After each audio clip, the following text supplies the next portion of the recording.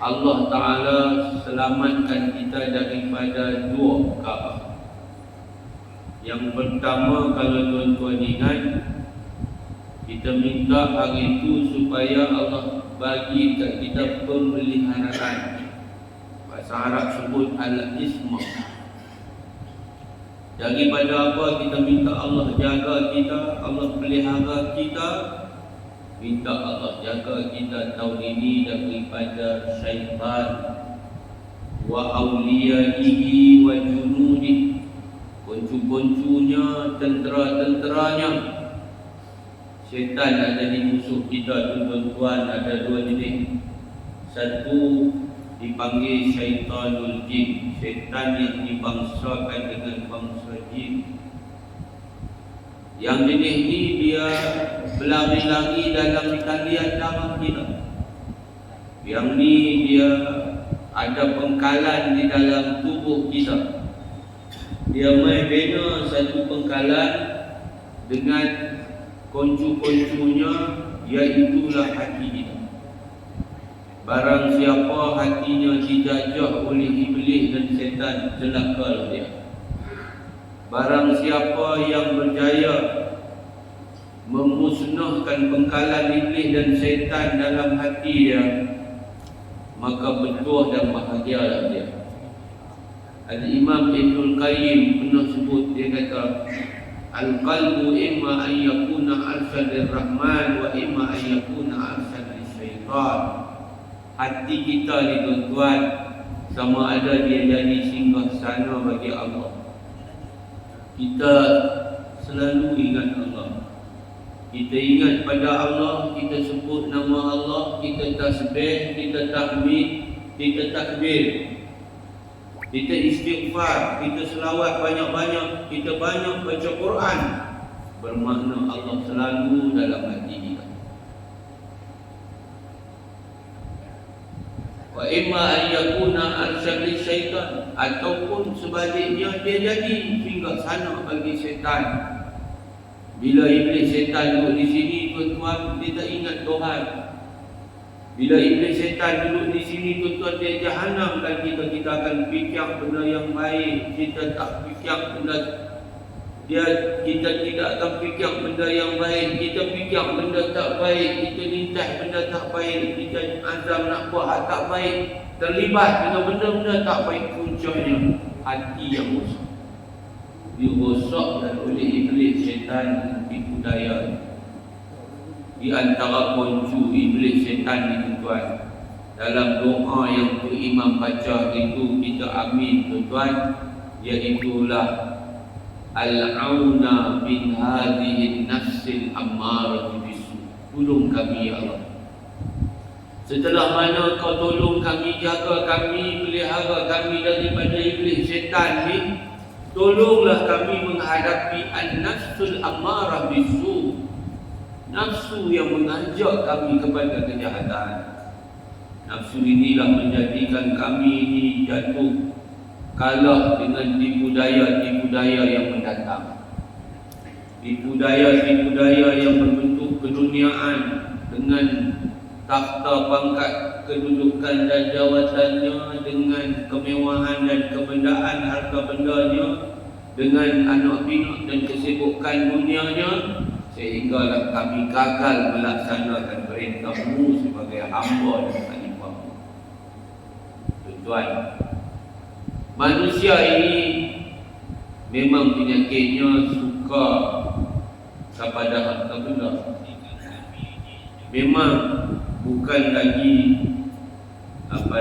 benda yang keluar daripada kebiasaan, sedangkan sebenarnya itu adalah suatu anugerah yang Allah bagi dekat kita. Apa dia? Zuyyina lin-nasi hubbu syahawati minan nisa'i wal banin wal qanatiril muqaddarati minaz zahabi wal fiddah. Dihiyahlah manusia ini, dia suka kepada wanita bila dia laki-laki. Suami dia sayang bini dia. Kalau bini dia sayang laki dia, itu biasa. Yang luar biasa ni bila laki-laki dia jami laki-laki juga di zaman ada ni.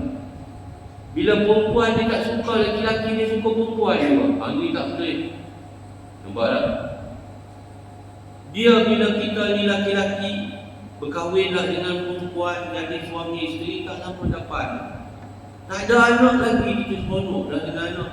Bukan anak pun, kita tengok anak orang, kita seronok dengan anak. Itu Tuhan lihat dalam hidup kita, tiap batang tubuh kita. Bahkan kita suka kepada qanatirul muqattarati min az-zahab wal fiddah. Cerita Pak Mai, cerita Pak Perak itu maknanya cerita Pak Ringgit lah. No, cerita rumah besar, siapa tak seronok kan? Cerita besar. Jadi itu biasa. Tetapi janganlah kerana kita inginkan benda-benda yang Allah izinkan harus hukum asalnya, kita terlibat dengan benda-benda haram. Kita terlibat dengan tamak dan halubah. Tamak ni sampai benda yang Tuhan tak bagi buat, kita buat kerana nak memiliki apa yang kita nak. No, kita nak harta boleh, tapi jangan tipu. La yadkhulul jannata khibun, tak masuk surga orang nipu orang dengan sebab untuk memiliki harta dengan cara yang tak betul. Tak boleh masuk surga. Main-main kan tuan? Kok dia tu sakit, dia kenal siapa-siapa di atas tu, dia pergi ubah nama Mustafa dia. Dia cerita zaman itu lah, tapi cerita betul kan, nampak kata tuan. No, dia ni abang. Harta pak dia sepatutnya dipusaka paraid kepada semua yang berhak menerima bahagian dari harta peninggalan bapaknya. Tapi macam mana dia buat tak tahu. Beberapa keping geran bapak dia sudah tukar nama kepada nama. Maknanya dia telah mengambil harta dengan cara yang tidak halal. La taqulu amwalakum bainakum bil batil. Jangan kamu makan harta di antara kamu dengan jalan yang batil. Kita makan harta orang dengan jalan batil, kita makan apa tuan? Neraka. Susah nak mati tuan. Susah nak mati, duduk atas katil lama, tak mati-mati, susah. Pasal apa? Buat nanya orang, buat nanya adik-adik sendiri. Muslimin muslimat dirahmati Allah Subhanahu wa taala sekalian. Lepas tu yang ketiga, kita minta apa? Kita minta, ya Allah, setelah kami minta tolong Engkau ya Allah, jagalah kami dari hasutan iblis syaitan. Peliharalah kami ya Allah, tolong kami daripada nafsu amarah jahat ya Allah. Tolonglah bagi kami sibuk al-istighala bima yuqarribuna ilaika zulfa. Bagi kami sibuk dengan benda yang bawa kami dekat dengan ya Allah. Macam kita lah, sibuk buat kebaikan dalam masyarakat, sakit demam, melalui kenara, no? Sibuk dengan masjid, dengan masyarakat kita, no? Sibuk siap nak pergi semayang 5 waktu di masjid kita. Sibuk baca Quran, sibuk bersiap nak mati, sibuk benda yang membawa kita dekat dengan Allah. Bertambah umur kita tuan-tuan, sebenarnya bertambah sikit modal kita. Modal kita tu tak ada lah terima. Bertambah umur kita tuan-tuan bermakna bertambah baki umur kita itu sedikit, kecil. Kalau orang tu di Lauh Mahfuz ditulis dia mati umur dia 56 tahun, kalau umur dia 55 tahun, tinggal setahun. Tiba-tiba ditulis dia mati dalam bulan Safar. Maknanya tinggal beberapa hari lagi nak masuk Safar. Kita tahu bila kita nak mati juga. Tak tahu. Jom kita azam dalam baki umur Tuhan bagi kat kita. Kita hanya nak fikir apa baik ni. Kita hanya fikir nak cakap apa baik. Kita hanya fikir nak buat yang baik. Mudah-mudahan Tuhan bagi banyak kebaikan untuk kita dari dunia sampai akhir. Baru ni ada satu orang tak lama, baru lama juga lah. Ada satu sahabat, anak dia ni mengaji sekolah saya mengajar tu, mengaji orang rumah saya. Dia ni isteri meninggal di Madinah. Umur pencen dah besar. Umur pun dah tak jauh 70 dah. Jadi rutin hidup dia duduk dengan anak dia. Anak dia kebetulan suami mati. Ada cucu 2-3 beradik ni, dia dah tolong tengok. Dah kawali anak dia, suami pun dah meninggal. Jadi duduk dengan dia. Tapi hujung umur dia tuan-tuan, Masya Allah. Setelah dia pencen, maka tempat dia macam tuan-tuan. Kalau orang tu pencen main masjid betul. Kalau tuan-tuan tak kerja kerajaan pun tuan-tuan tua, tuan-tuan main masjid betul lah tu. Betul sangat tak? Tak masjid, surau tak surau masjid. Tuan-tuan, dia ni sangat disukai oleh penduduk tempat. Saya ingat dia pun tak jauh daripada kawasan ini juga. Di taman dia, di kampung dia tu, dia jadi imam di surau. Lalu dia jadi imam di surau. Walaupun dia bukan ustaz pun, kan? Dia ambil peduli masyarakat. Dia cukup rajin kalang saya tu. Kadang-kadang, saya pun kadang jarang sangat dengan Facebook. Tapi dia kadang-kadang dia takwil dalam. Tuan, cerita anak dia lepas dia mati. Ayah dia ni rutin dia hari-hari lepas masjid surau ni dia jadi balik. Apa dia buat hari-hari? Isteri dah tak ada, kawan. Dia akan baca Yasin hari-hari. Mungkin dia hadiah kat bini dia, hadiah kat ibu bapa dia.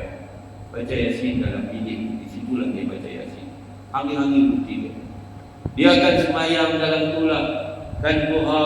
Nanti dia akan ambil khairullah dalam bilik itulah. Dia akan pegang tasbih dia dan tiap-tiap pagi dah kukulah nanti dia akan zikir sampai dia terlelap, dia lena.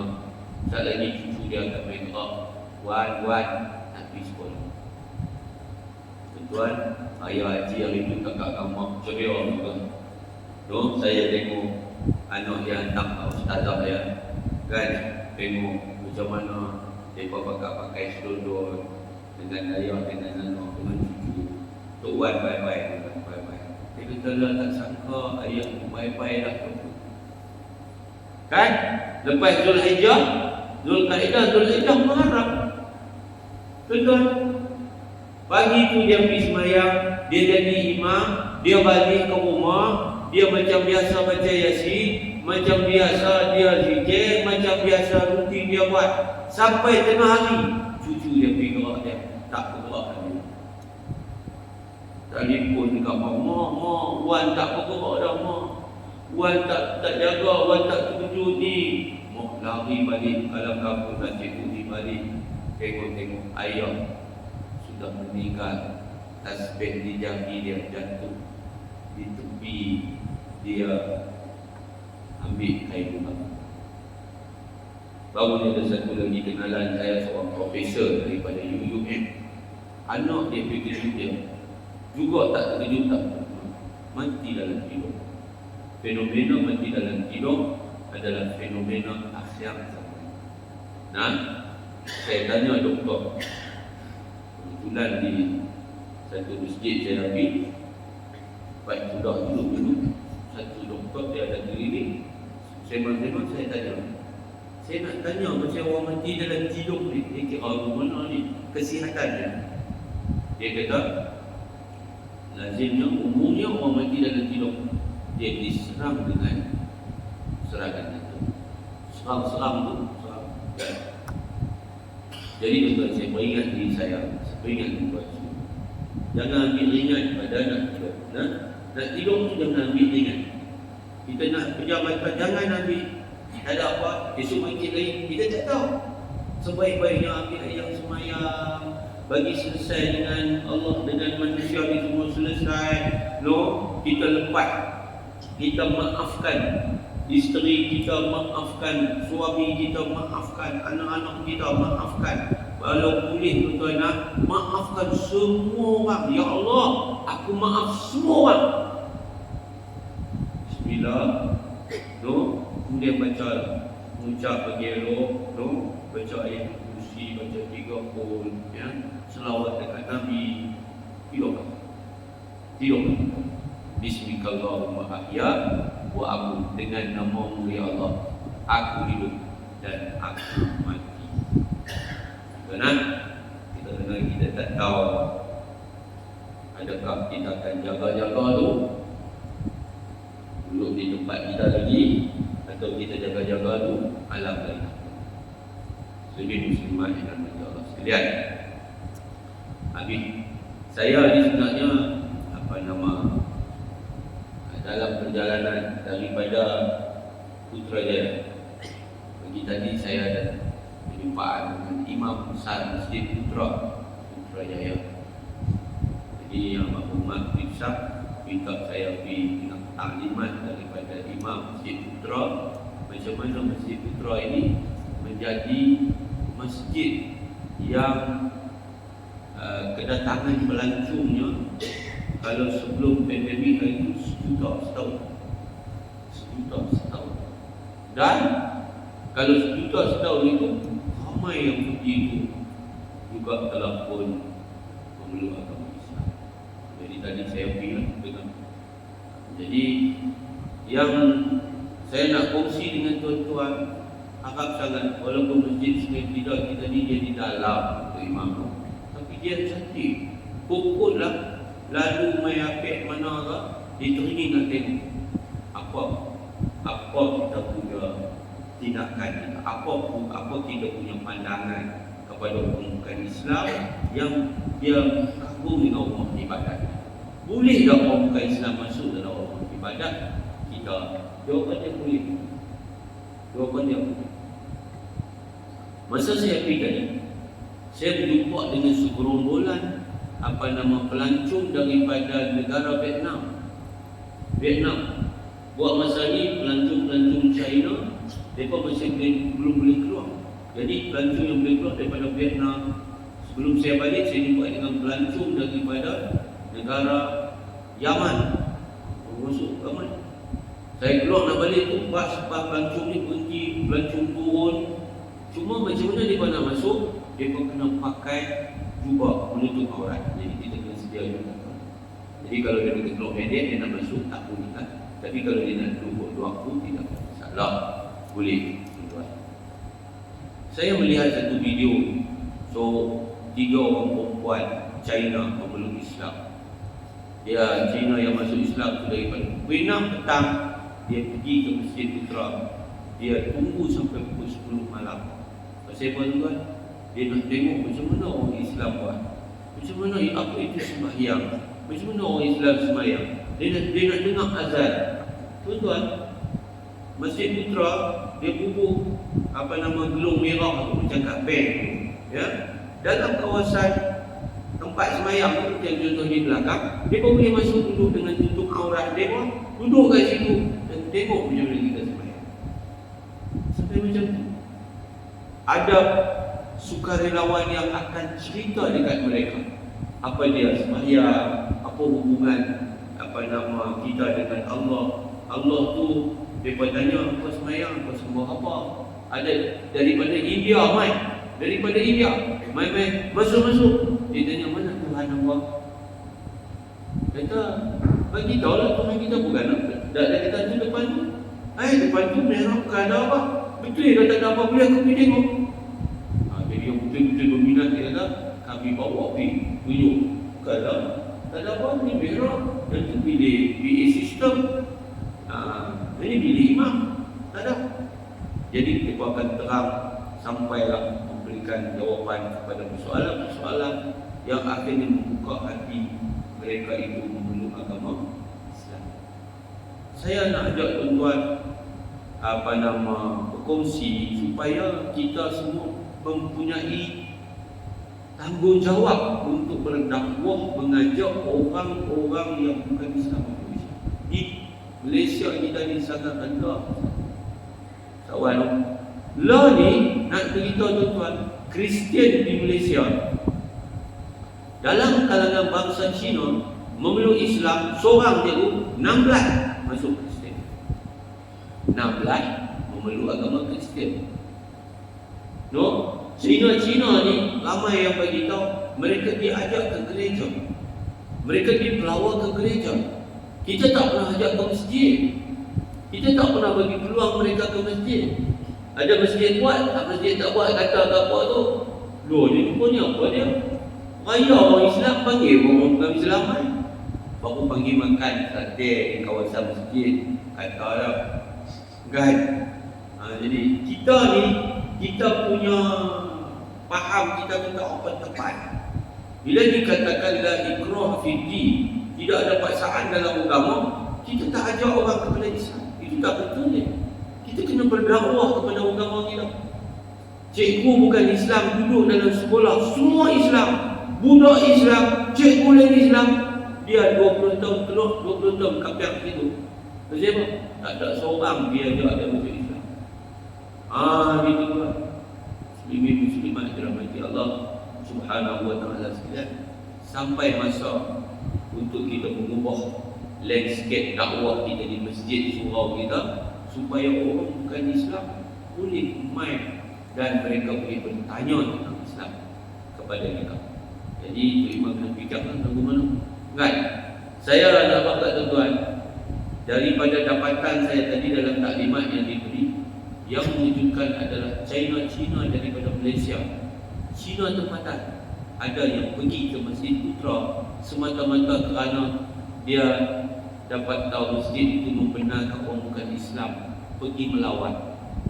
Bayangkan, dia pergi ke masjid lain, tapi dia kena hambat, dia kena halau, dia kena marah. Kenapa masjid dibagi? Dia tanya balik. Itu kena ubah. Boleh tuan. Ni lebih muslimat dirahmati Allah Subhanahu wa ta'ala sekalian. Jadi ada lah mereka buat. Kita ni tak ada kemampuan tu kan. Ada risalah-risalah yang disediakan, dibekalkan. Kemudian ada khusus kepada sukarelawan macam mana nak dakwah orang bukan Islam. Ada yang bercakap Jepun tuan-tuan, ada yang bercakap Cina, yang bercakap bahasa Inggeris, ya, kerana yang main itu akan bertanya tentang Islam. Tetapi yang hebat adalah mereka tak ada masalah untuk ambil tudung, untuk pakai jubah. Mereka tak ada masalah. Dia jubah tu dia siap dengan tutup ni kan. Jadi dia dah tutup aurat dia masuk dan tak ada masalah. Dia boleh tengok kita sembahyang dan dia boleh bertanya sehinggalah mereka itu diberikan penjelasan. Dan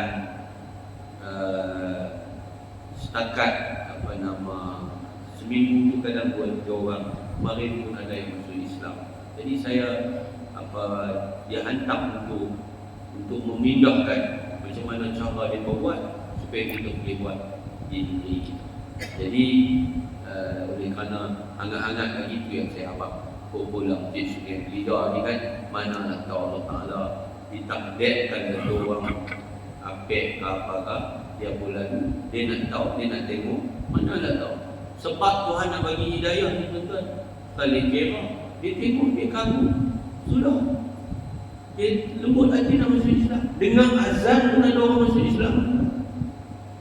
Ini muslimat dirahmati Allah sekalian. No? Saya pergi ke Uganda itu, bawa amanah tuan-tuan. Saya ucap terima kasih penghargaan daripada Yayasan Aman. Tuan-tuan bagi wakaf Quran, ada yang masuk korban. Yayasan Amal bawa 800 ekor di sana. Tapi bukan di sana saja. Kita edak agihkan di Kamboja ada, di Nigeria, di Chad, di Uganda dan di India, di Assam, tuan. Dan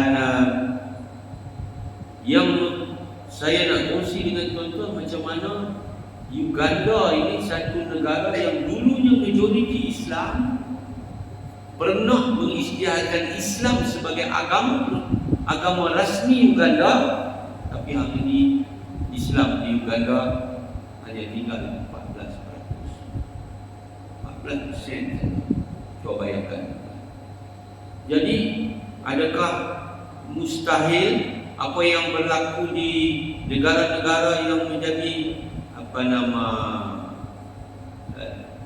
menjadi tumpuan kepada musuh-musuh Islam untuk melemahkan Islam seperti di Afrika dan lain-lain tempat untuk negara kita atau di negara kita. Tak mustahil. Tak mustahil.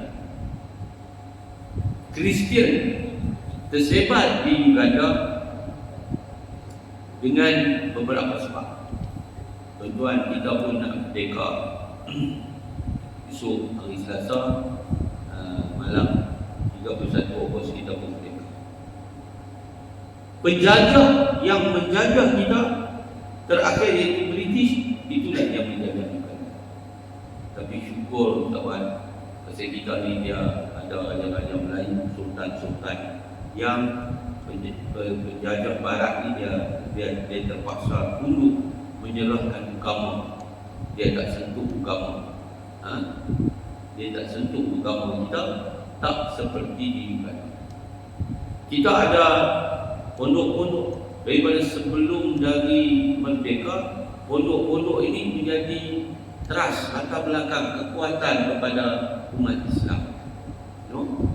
Dulu kita kuat semua tuan. Bayangkan dulu satu orang yang murtad, Natra, berlaku sampai demonstrasi begitu dahsyat di Singapura. Mansur Adabi, kita ingat kan?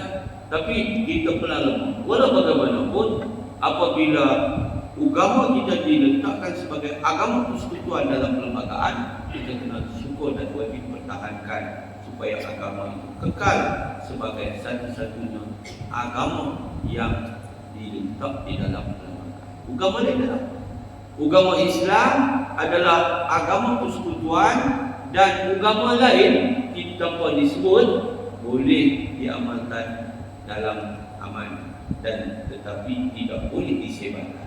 Agama lain tak boleh disebarkan tuan.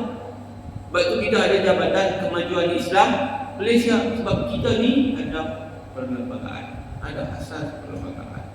Kita ada bajet daripada kerajaan persekutuan yang turun bukan sahaja di negeri negeri Islam, pemimpin yang Islam, tapi termasuklah negeri yang dipimpin oleh kerajaan yang bukan Islam. DAP yang memimpin di Pulau Pinang, dia tetap mendapat bajet daripada persekutuan kerana ia berperlembagaan. Dan peruntukan bajet agama turun sama juga tuan. Semua tutu imam, Bilal, Syiah, guru-guru kafar, kelas Al-Quran, Fardu Ain, guru-guru takmir, turun bajet daripada kerajaan persekutuan. Dia asas perlembagaan. Kita kena pertahankan. Tidak ada tanah lidah Melayu walaupun dia terhakis banyak. Ya, kita ada hak-hak guru putra. Bahasa Melayu adalah bahasa kebangsaan. Tetapi Uganda tuan, British bila dia masuk dan dia jajah Uganda, rakyat Afrika Uganda tak masuk kepada British. Dia pun merecit sampailah bahasa rasmi Uganda adalah bahasa Inggeris. Jadi orang miskin susah pun cakap orang putih lah tuan. Sampai tahu tu. Dan orang Islam yang ramai asalnya tuan telah dipaksa supaya menukar nama-nama mereka kepada nama bukan Islam. Jadi nama mereka tukar macam siap buat. Tukar nama dulu. Di Uganda dulu tukar nama. Lepas tu sekolah-sekolah dia panggil sekolah-sekolah mubalik, sekolah-sekolah Kristian dibina dan anak-anak Islam masuk dan akhirnya berlakulah murtad. Dan paling dahsyat sekali adalah pada asalnya ramai orang Islam dalam takbiran dalam negara Uganda telah disingkirkan, dibuang, dikeluarkan. Akhirnya tak ada orang Islam dalam takbiran. Takbiran dikonquer oleh orang-orang Kristian. Jadi saya nak abangkan tuan-tuan bahawa benda ini tidak mustahil diusahakan oleh mereka supaya jadi di tempat kita. Kalau tuan-tuan ingat dulu waktu mereka nak menang 22 bulan dulu, tuan-tuan ingat dulu dia berimpun geng-geng ni, tentera-tentera Jesus ni, mereka ada berucap ni, kulit hitam lah, orang putih lah, campur main. Pasal apa? Malaysia ni menjadi tumpuan. No? Mereka nak kawan. Dan apabila mereka boleh kawan, mereka sangat merasa bangga sekali. Kita dah menawan Johor, kita dah menawan Negeri Sembilan, kita menawan Putrajaya, dan memang betul tu belah. Sebab tu tuan-tuan, saya minta maaf. No, tadi tuan-tuan kata saya hidup sebut benda politik, tapi kalau saya tak sebut, siapa nak sebut? Cukuplah 22 bulan yang lalu itu. Sudahlah tuan-tuan, orang Islam mesti kekal sebagai kepala negara, sebagai pemimpin dalam negara ini. Takdiran ini tak boleh diserahkan kepada orang lain. Portfolio yang penting, kementerian-kementerian yang penting tak boleh diberi kepada orang bukan Islam. Dulu kita dah silap. Saya ada kawan, dia jadi Menteri Pendidikan. Timbalan Menteri yang Cahaya Nur Alif, tuan-tuan. Tetapi dia Menteri Pendidikan, dia sendiri power dia tak seperti timbalan. Kawan saya tuan, dia bertugas di Dubai, menjaga lebih 20 negara. Menteri Pendidikan dulu ni, dia ni pergi Jordan. Ustaz Masih Malik, Dr. Masih Malik ni pergi Jordan. Dia pergi ke Dubai tiap bulan tuan, ada pembahasan program dengan kawan kita ni. Dan dia mencurahkan rasa kecewa, omong dia. Pasal apa? Pasal di malam menteri dia tak heran dekat. Kenapa di malam menteri dia tak heran? Pasal di malam menteri dia mempunyai power source yang lebih hebat. Kerana abang besar dia adalah Menteri Keuangan. Negara tu ada. Dekat ni kan, Peguam Negara siapa tu kan? Tommy Thomas. Apa dia buat? Dia buang habis. Dia gugurkan. Peguam Negara kuasanya sangat besar. Dia boleh mendakwa, dia boleh menggugurkan dakwaan, dia boleh melepaskan seseorang daripada dakwaan dan tuduhan, walaupun pihak-pihak lain seperti polis di Raja Malaysia, SPRM sudah siap siasatan. LTTI, betul ya LTTI, LTTE bukan I, LTTE. Pertubuhan Peganas Sri Lanka. Di sini ada berapa ramai hari itu yang didakwa, berapa orang ahli Dewan Undangan PAP yang ditahan, dituduh, disiasat pasal terlibat dengan LTTE. Tapi apa boleh buat? Dia gugurkan rasuah. Dia tuduh kita pemimpin kita yang rasuah. Kita bukan masuk pula orang makan rasuah, tapi dia buat yang makan rasuah. Dia gugurkan tuduhan. Dan nampak tak? Sebab tu Pak ni, jangan pilih lagi orang bukan Islam memimpin. Satu. Yang kedua, pilihlah orang yang amanah dan jujur memimpin kita. Sebab itu kita kena doa, Allahumma walli umurana khiyar. Diajak dalam agama kita doa, Ya Allah, bagilah yang memimpin kami ni orang paling baik antara kami. Tuhan lagi tahulah kan siapa paling baik antara kita. Ya Allah, bagilah yang memimpin kami orang paling baik antara kami. Wala tuwalli umurana syirarana. Janganlah yang memimpin kami ni orang yang paling jahat antara kami.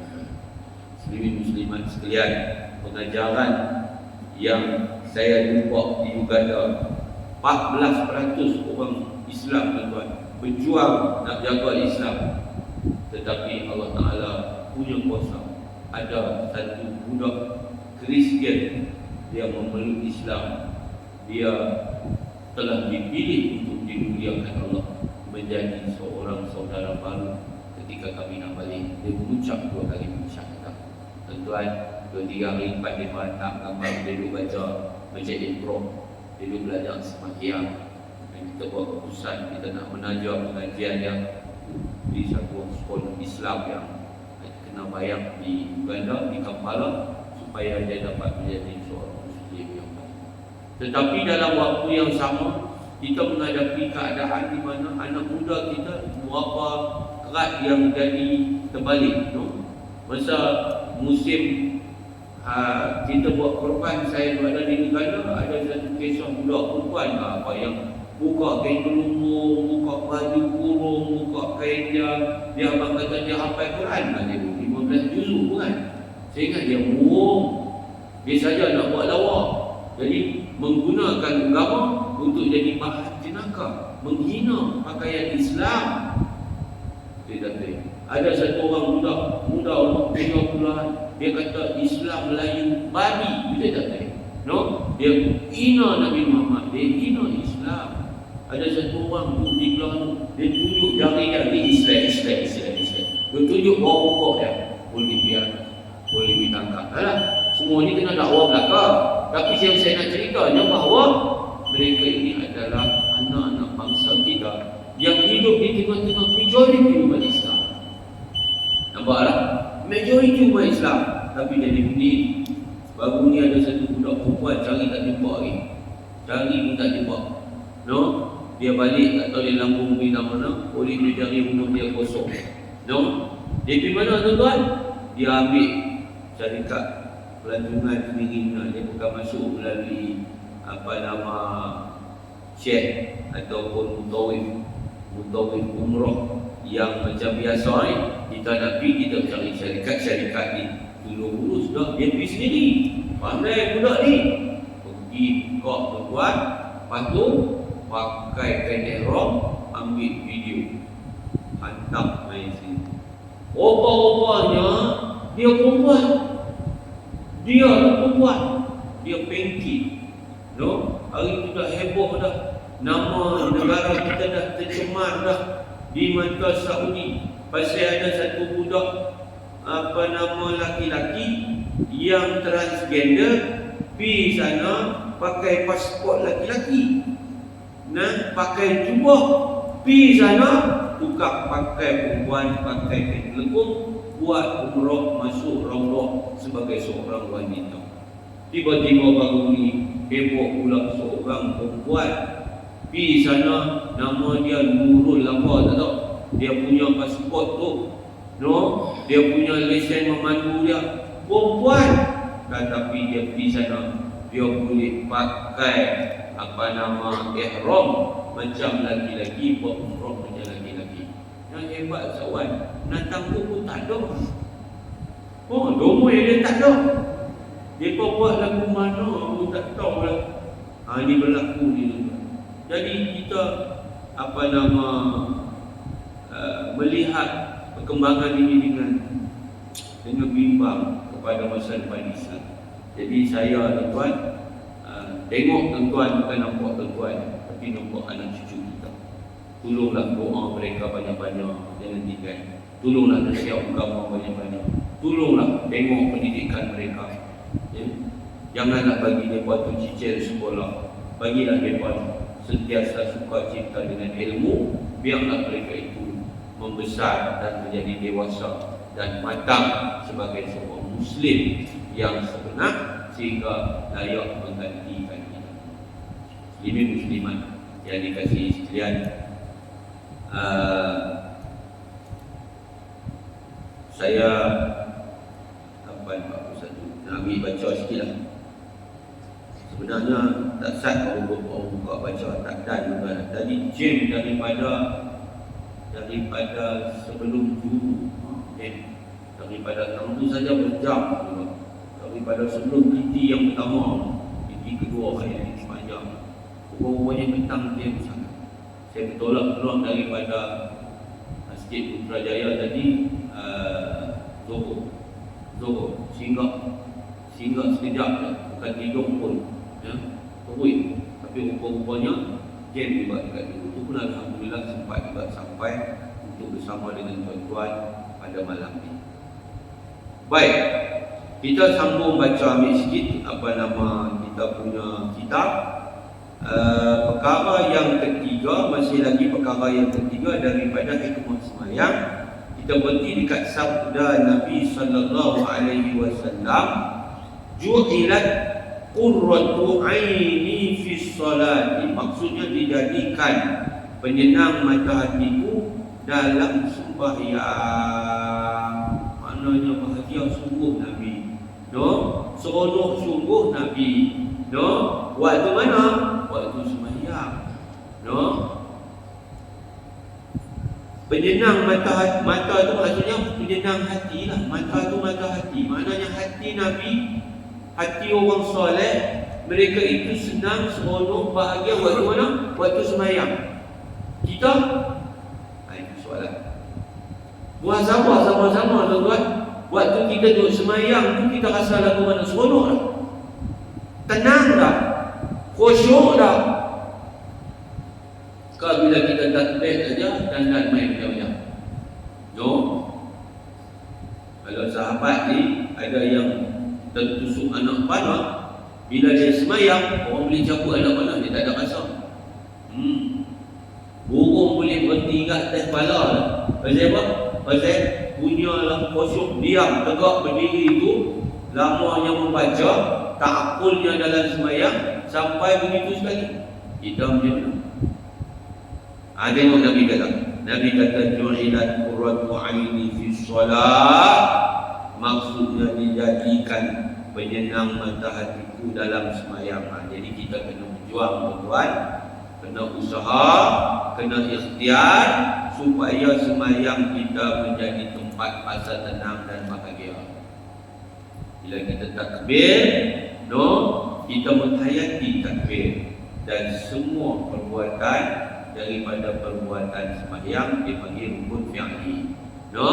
Semua bacaan-bacaan dalam sembahyang dipanggil rukun qauli. Maka penghayatan kepada sembahyang itu akan meningkatkan khusyuk kita dan akan menjadi asbab kepada merasa tenang.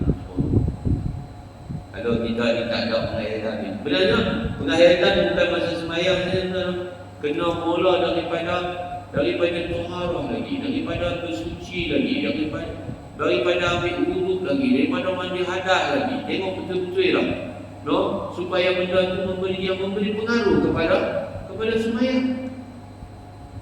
Ambil air sembahyang ni sudah masuk kaki dah. Paling dia buat tapi tak perasan.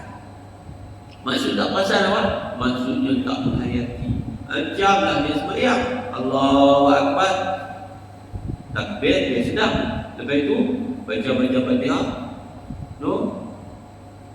Tu imam rukuk, dia rukuk. Tu imam sujud, dia sujud. Tapi dia tak sedap kata dia rukuk dan dia sujud. Kerana apa? Dia pitang lain. Sebab tu orang sembahyang ni, dia punya pahala dia tak sama seorang dengan seorang. Tak sama. Pahala dia tak sama. Pasal apa?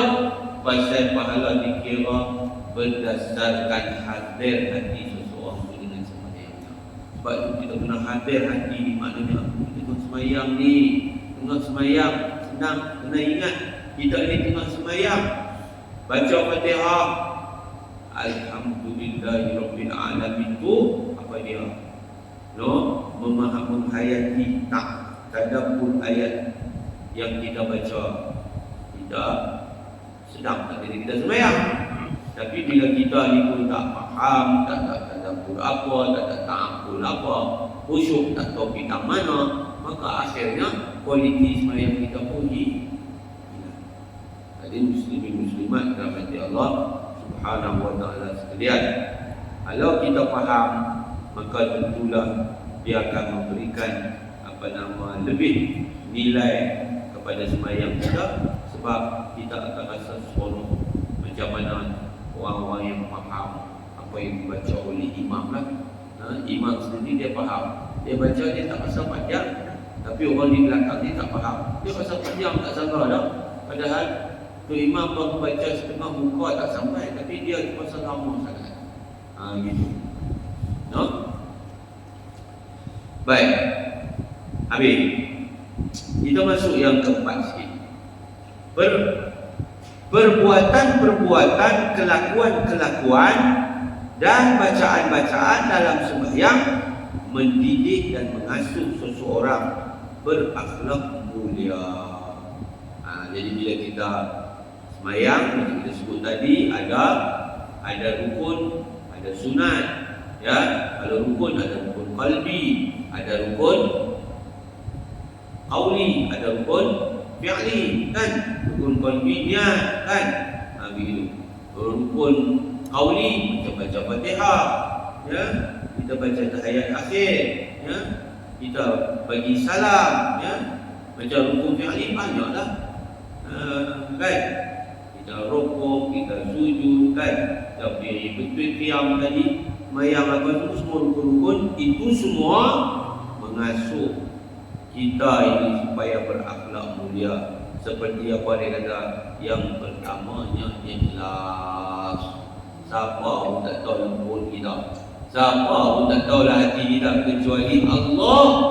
Bila kita usolli lillahi ta'ala, usolli fardal maghribi salasa raka'atin adaan ma'mum lillahi ta'ala, Allahu akbar. Takbir dia adalah rukun. Allahu akbar, takbir rukun. Tetapi usolli itu sunat. Usolli itu sunat. Usolli itu kenapa dihukum sunat oleh mazhab Syafi'i? Dan memudahkan kita hadirkan niat kita dalam hati. Hadirkan niat dalam hati. So niat dalam hati ni siapa tahu? Kita buat duit dalam tabung masjid ke, kita tolong anak yatim ke, kita tolong orang susah ke, kita buat kebajikan-kebajikan, kita buatlah apapun daripada pekerjaan yang mengundang dengan sebabnya pahala, wajib kena ikhlas. Ikhlas dari mana? Hati. Siapa tahu? Allah. Bila kita semayang, masuk saja dalam semayang itu Allahu Akbar, maka wajib kita lillahi ta'ala tadi betul-betul kerana Allah, bukan kerana mak mentua, bukan kerana mak mentua, bukan kerana bini, bukan kerana lelaki, bukan kerana siapa, sembahyang kerana Allah. Maka sembahyang yang kita buat kerana Allah itu dia adalah merupakan ibadat yang mewakili ibadat-ibadat yang khusus lain yang mesti kerana Allah, dan sekaligus ibadat-ibadat yang umum yang kita buat mesti kerana Allah. Sebab itu dalam sembahyang ada satu bacaan yang sunat kita baca, inna salati wa nusuki wa mahyaya wa mamati lillahi rabbil alamin. Ya Allah, sembahyang aku ini, sembahyang aku ini, amal ibadat aku ini, ya Allah, hidup aku ini, ya Allah, sampai mati aku, ya Allah, kerana-Mu, ya Allah, pemilik semesta alam. Jadi buatlah apapun wajib kerana Allah kalau nak redha Allah. Dia nak dapat pahala ada syarat. Yang pertama, mesti ikhlas amalan yang kita buat, perkataan yang kita ucap, kerana Allah. Mesti ikhlas. Yang kedua, mesti ikut syariat. Mesti ikut syariat. Nampak? Mesti ikut syariat. Dia baca ayat Quran, tapi dia baca ke belakang. Boleh tak boleh? Haram. Dia baca Fatihah, dia baca daripada bawah naik ke atas. Dia baca Qul Huwallah daripada bawah naik ke atas. Hukumnya haram. Jadi kalau dia ikhlas sekalipun, benda bercanggah dengan syariat, tetap Tuhan tak terima. Dia sembahyang Isya, dia tiba-tiba sampai 5 rakaat. Dia sembahyang subuh, dia buat 4 rakaat, ikhlas subuh. Dia kata, abang ni tak pernah rasa ikhlas macam pagi ni. Abang sembahyang subuh 4 rakaat. Allahu Akbar. Walaupun dia begitu ikhlas, bacaannya begitu cermat, tasbihnya berulang-ulang kali, dia ambil masa sampai 15-20 minit nak selesaikan sembahyang subuhnya tadi, maka dia itu rasa sahaja Tuhan terima, tetapi dia tetap akan hanya dapati sembahyang yang ditolak. Sebab asal dia tak menepati syaratnya. Syaratnya apa tuan? Dia mesti ikut syariat. Matlamat tak halal cara tuan. Itu kaedah. Al-ghayatu la tubarrirul al-wasilah. Matlamat tidak menghalalkan caranya. Jadi cara matlamat nak dapat redha Allah, tapi kita curi pi sedekah. Macam orang tu dia main judi, dapat duit judi bina masjid. Matlamat tak halal cara. Dia terlibat dengan haram, duit haram di Mekah. Matlamat tak halal cara. No? Dia curi dapat duit beli baju sembahyang. Tuhan tak terima sembahyangnya. Maknanya ibadat yang dibuat tidak diterima oleh Allah kerana dia telah pun buat benda yang bercanggah dengan agama, dengan syariat, dengan tujuan untuk mencari redha Allah.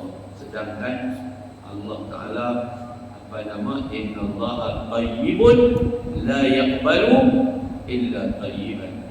Allah itu baik, dia tak terima mereka yang baik. Dia hanya terima yang baik-baik. Jadi tuan muslimat yang dirahmati Allah Subhanahu wa taala sekalian.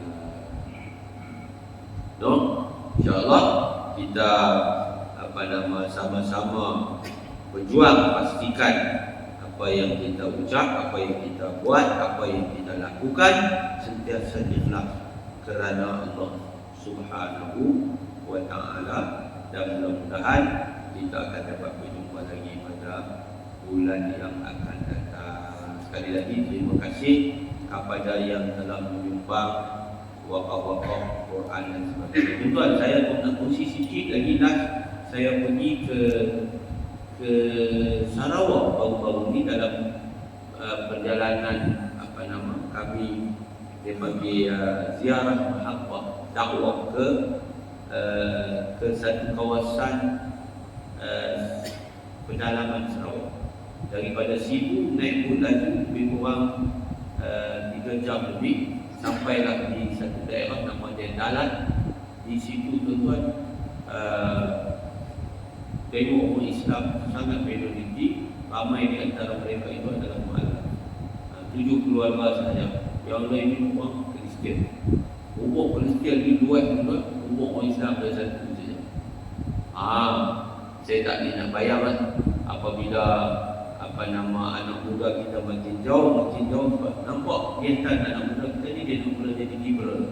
Ramai muda kita lagi pandai-pandai dia mula jadi liberal. Kalau di Sarawak kami masuk tu tuan-tuan, hak yang usaha buat surau, cari dana buat surau, wakaf kubur, dia pun tak bayar. Pasal apa? Tak kerti, tak tahu nak bayar. Ada satu perempuan, kita pergi, dia mu'alaf, dia minta tolong ajak dia sekali lagi mengucap 2 kali mengucap. Tolonglah, dia takut mati. Dia minta tolonglah ajak dia sembahyang. Kita buat di surau tu simulasi sembahyang Jumaat, latihan sembahyang Jumaat. Ada seorang ketua apa tu belajar sembahyang Jumaat. Perempuan ni tuan, ayam saya kata duduk kita pergi buat makan bagi orang Kristian, bagi bantuan masuk kepada orang Kristian. Baru tinggal orang yang menangis. Dia kata dia takut dia masuk Islam, dia tak. Jadi kita ajak ucap balik sini lagi, kemudian dia baru tinggal 2 hari, dia baru sembahyang, baru belajar sembahyang. Dan ni kita hantar da'i daripada kalangan mu'alaf sendiri masuk ke Sabah Sarawak, dibayar oleh Yayasan Amal. Kalau Yayasan Amal Malaysia kita bayar 1,000 sebulan. Jadi budak-budak yang muda-muda mu'alaf ni masuk Islam, kita bawa mai ke sini, kita bagi mereka khatam, kita ajak mereka agama, lepas tu kita bayar dekat mereka 1,000 allowance sebulan untuk masuk ke sana, mewakili kita untuk berdakwah kepada masyarakat di Sabah dan Sarawak. Jadi nak abang tuan, lebihan wakaf-wakaf tuan itu dan juga kebaikan itulah yang kita gunakan untuk kita biayai perjalanan dakwah kita kepada saudara-saudara yang mu'alaf yang hidup Islam. Sebab tuan tahu kan macam mana orang Kristian begitu sekali dana mereka kuat, dan mereka telah berjaya Kristian kan ramai di sana. Kita minoriti di Sarawak, Kristian sudah lebih 60% di Sarawak. No? Dan doa sama-sama mudah-mudahan kita selamat, mudah-mudahan kita menjadi mata rantai kepada apa yang ditinggal Rasulullah sallallahu alaihi wasallam. Bismillahirrahmanirrahim. Alhamdulillahirabbil alamin wa sallallahu ala sayyidina Muhammad wa ala alihi washabbihi ajma'in. La ya'lamun. Allahumma alimna ma yanfa'una wa'alna bima 'allamtana. Allahumma zidna ilma. Allahumma inna nasta'inu tiba al-batila wa tinaba pada atina dunya hasanah. Nabi sallallahu alaihi sayyidina Muhammad wa ala alihi wasallam. Walhamdulillahi rabbil alamin. Subhanakallahumma wa bihamdika asyhadu an la ilaha illa anta astaghfiruka wa atubu ilaik. Bismillahirrahmanirrahim. Inna al-insana lafi khusr illa alladhina amanu wa 'amilus salihati wa tawassaw bil haqqi wa tawassaw bis sabr. Assalamualaikum warahmatullahi wabarakatuh. Saya minta izin nanti ke majlis untuk saya dah sembahyang jemaah tadi. Jazakallah.